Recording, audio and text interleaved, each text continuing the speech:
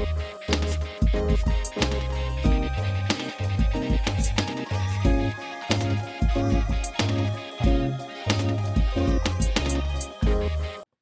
guys, what is up? This is the second game between Ty Smith on the left. He's on Team Legacy.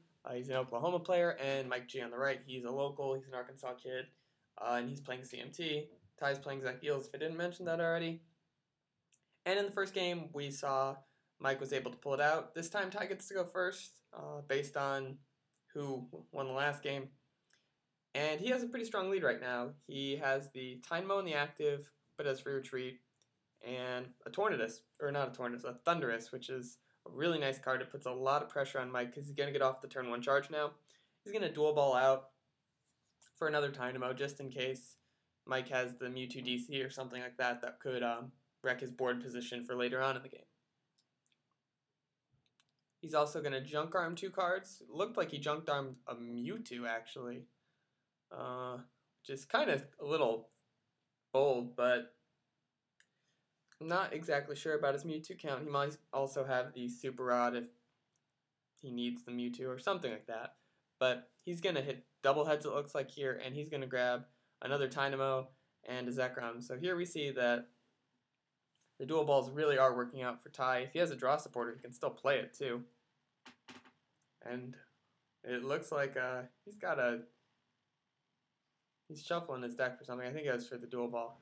But he has a Juniper, so that's a really impressive first turn. And this is why we see dual ball can be so effective. He hits a couple more too.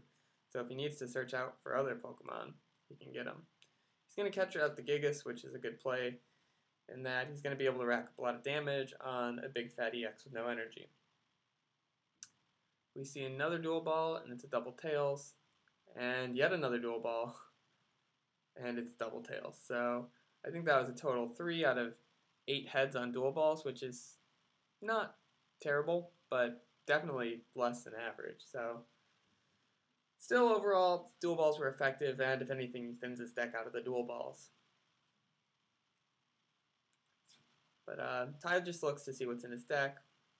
The Mewtwo count will be really important. I didn't really see it that much, or a second one rather. He has to be playing a second one. It might just be prize. But at this point, you know, Ty's doing pretty well, so I don't think he has to worry about it. He's going to be able to take some prizes.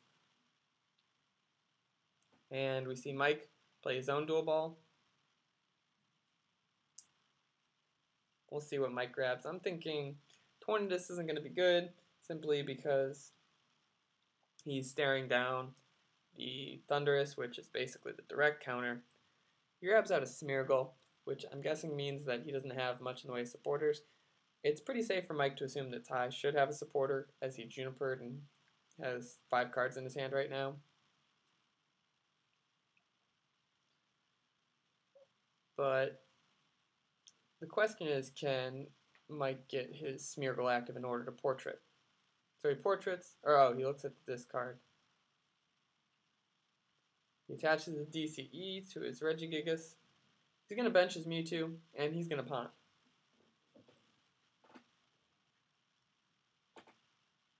So the fact that Mike has the Regigigas, or not the Regigigas, the DCE for the Regigigas, helps him out a pretty decent deal here. Otherwise, he'd really kind of be up a creek. At least he might be able to, maybe next turn, take a couple of Dynamo prizes or something. Maybe even out the score a little bit. But otherwise, the Regigigas can just be an abysmal lead like that if it gets stuck in the active. And, you know, if he has the Sky Arrow Bridge in the grass and, you know, some stuff, he can turn it around, but he's going to have to pass.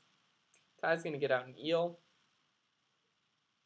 which is fantastic. You need to hit those Eels so they're not really cheap prizes earlier on. He's going to play a Switch here and a Pont. Not totally understanding the switch to the free retreat Dynamo, I guess. If he could take a prize of something else, maybe something crazy. I'm trying to think of what he could do. If he could, something like Shaman Mewtwo, another Lightning and Catcher and plus power, something crazy basically to kill Mewtwo and take 2 prizes, but I don't think that's going to happen. We'll see if he has the Catcher and if he's going to play it if he does. Thought I saw the Super Rod, which might not be a bad idea too in a couple turns. Super Rod that Mewtwo back in, just in case you have to go into the Mewtwo War. I'm not actually sure if Ty's running 2 or 3 Mewtwo at this point, which is definitely important in that Mewtwo War on the Zekrom Eels player side. I know he is running at least 2, but past that I'm not sure.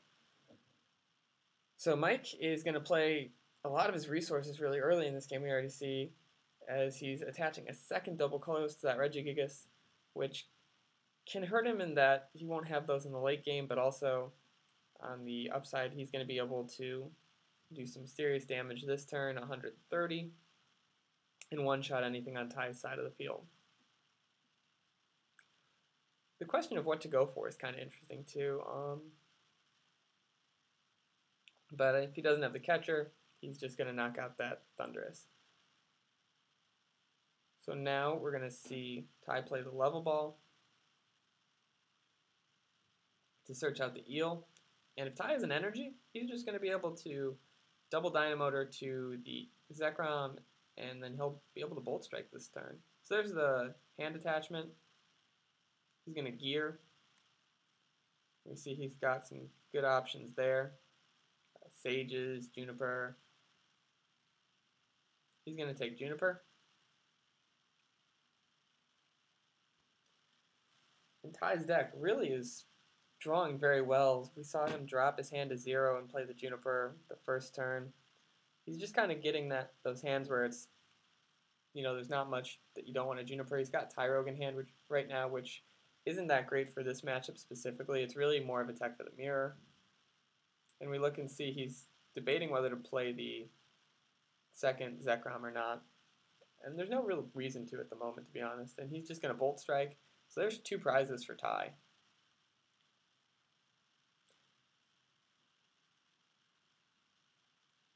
Mike's going to have the response to that, though, in his Mewtwo EX. However, that's just going to be setting himself up for a KO on a Pokemon that's worth 2 prizes. However, he does grab out the second one, and it really looks like Mike is getting ready to engage in the Mewtwo War. Which isn't surprising, because that's usually how this matchup ends up going. Especially if the Zekrom Eels player gets the turn 1 charge, especially going first, which is the case with Ty in Mike's game. So Mike's going to play the Switch and Juniper, and he needs to hit the energy here, but if he does, he has the X-Ball for KO.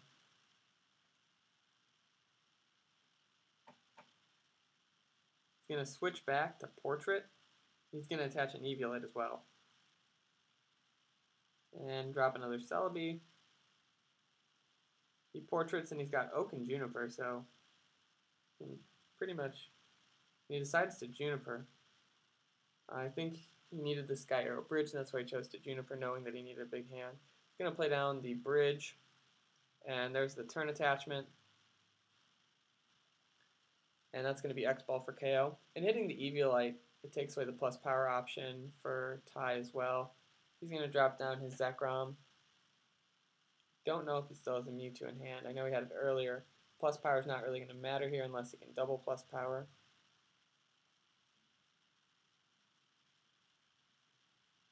And Ty searching his discard pile. Probably to check to see if he only has the 1 Mewtwo in there.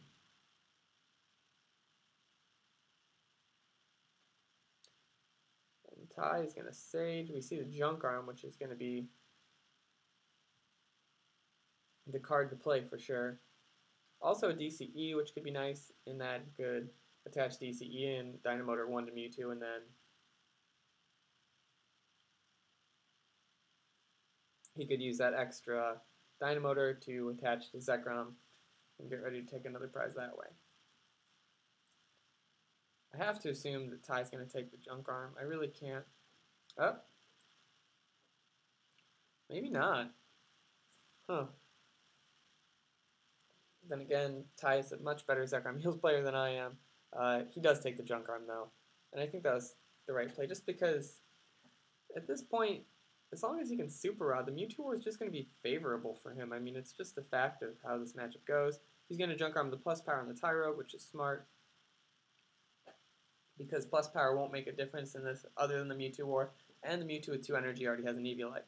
So there's the Tails. And there's the crucial heads on that second flip. I don't know what Ty would have really done to approach this matchup had he flipped tails there. He doesn't have the catcher either. He discarded that. So you just have to be content with bolt striking a Mewtwo, which isn't really the way to go about things. There's a DCE attachment, and the Dynamotor, one of the Mewtwo, one of the Zekrom to start prepping it for the next turn. And there's going to be an X-Ball for 2 more prizes.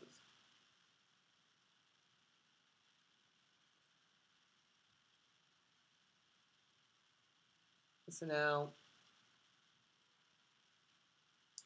Mike is able to Forest Breath and attach to his Mewtwo. And because Ty's has 3 energy, the 5 energy between 2 Mewtwo is going to be an easy one-shot. So Mike's going to be able to take it down to 2 prizes each fairly quickly, despite not having the greatest of starts. But that's really how the Mewtwo war goes. It makes it so that the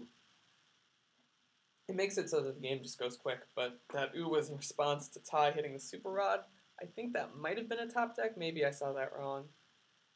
But that's definitely going to help him out. He also is going to get to shuffle a Lightning back in. It looks like he's thinking about Junipering. So he'll be adding Lightning back into the discard. So taking some out won't hurt him at all.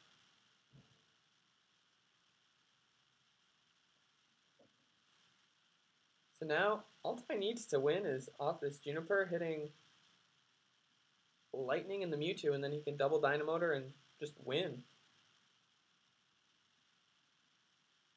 And there's the big Juniper. You see there's a DCE, there's some junk arms for dual balls. And I have to think that he's going to have to hit this at some point. He can junk arm twice for dual balls, so that's 4 chances. That's the same odds as getting the Nilix. And Mike's just going to shake his hand knowing he's got the DCE in game. So it was a really good game 2. Ty ties it back up at 1-1, and I will catch you guys in the 3rd game.